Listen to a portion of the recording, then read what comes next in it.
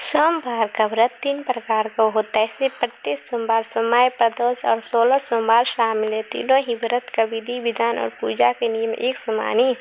सोमवार का व्रत साधारणतः दिन के तीसरे पहर तक होता है।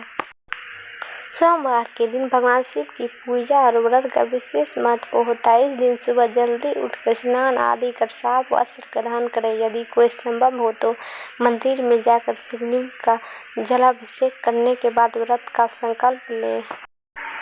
इसके बाद भगवान शिव और माता पार्वती की पूजा अर्चन करें और व्रत की कथा निम्न तरीके से करें। सोमवार का ब्रह्म व्रत में सोकर उठे, पूरे घर की सफाई कर स्नान आदि से निर्भित हो जाए। गंगा जल या पवित्र जल पूरे घर में छिड़के। घर में ही किसी पवित्र स्थान पर भगवान शिव की मूर्ति या चित्र स्थापित करें। पूरी पूजन तैयारी के बाद निम्न मंत्र से संकल्प ले तब सात चालीसा कर प्रसाद वितरण करें। इसके बाद भोजन या फलाहार करें। फलाहार या पारण का कोई विशेष नियम नहीं है, लेकिन दिन या रात में केवल एक ही समय खाएं।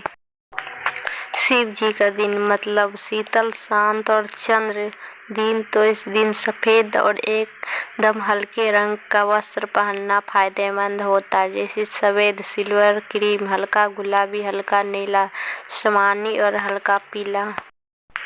सोमवार का व्रत कथा। अमरपुर नगर में एक धनी व्यापारी रहता था। दूर दूर तक उसका व्यापार फैला हुआ था। नगर में उस व्यापारी का सभी लोग मान सम्मान करते थे। इतना सब कुछ होने पर भी वह व्यापारी अंत मन से बहुत दुखी था, क्योंकि उस व्यापारी का कोई पुत्र नहीं था। दिन रात उसे एक ही चिंता सताती रहती थी, उसकी मृत्यु के बाद उसके इतने बड़े व्यापार और धन संपत्ति को कौन संभालेगा। पुत्र पाने की इच्छा से वह व्यापारी प्रत्येक सोमवार भगवान शिव की व्रत पूजा किया करता था। सायंकाल को व्यापारी शिव मंदिर में जाकर भगवान शिव के सामने घी का दीपक जलाया करता था। उस व्यापारी की भक्ति देखकर एक दिन पार्वती ने भगवान शिव से कहा, प्राणनाथ, यह व्यापारी आपका सच्चा भक्त है। कितने दिनों से यह सोमवार का व्रत और पूजा नियमित कर रहा है। भगवान आप इस व्यापारी की मनोकामना को पूर्ण करें। भगवान शिव ने मुस्कुराते हुए कहा, हे पार्वती, संसार में सबको उसके कर्म के अनुसार फल की प्राप्ति होती है। प्राणी जैसा कर्म करता है उसे वैसा ही फल प्राप्त होता है।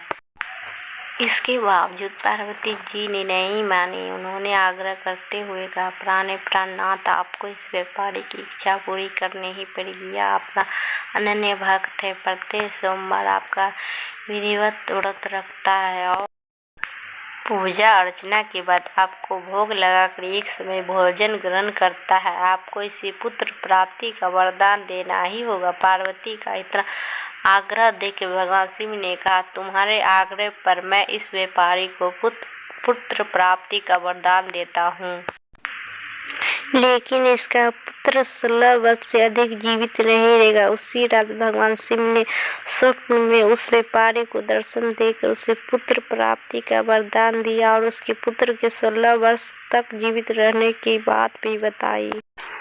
भगवान के वरदान से व्यापारी खुशी तो हुई, लेकिन पुत्र की अल्पायु की चिंता उस खुशी को नष्ट कर दिया। व्यापारी पहले की तरह सोमवार का विधिवत व्रत करता रहा। कुछ महीने पश्चात उसके घर में खुशियां भर गई। बहुत धूमधाम से पुत्र जन्म का समारोह मनाया गया। व्यापारी को पुत्र जन्म की अधिक खुशी नहीं हुई, क्योंकि उसे पुत्र की अल्प आयु के रहस्य का पता था। यह रहस्य घर में किसी को नहीं मालूम था। विद्वानों ब्राह्मणों ने उस पुत्र का नाम अमर रखा। जब अमर 12 वर्ष का हुआ तो शिक्षा के लिए उसे वाराणसी भेजने का निश्चय हुआ। व्यापारी ने अमर के मामा दीपचंद्र को बुलाया, कहा कि अमर को शिक्षा प्राप्त करने के लिए वाराणसी छोड़ आओ। अमर अपने मामा के साथ शिक्षा प्राप्त करने के लिए चल दिया। रास्ते में जहाँ भी अमर और दीपचंद्र रास्ते में विश्राम के लिए ठहरते, वही यज्ञ और ब्राह्मणों को भोजन कराते थे।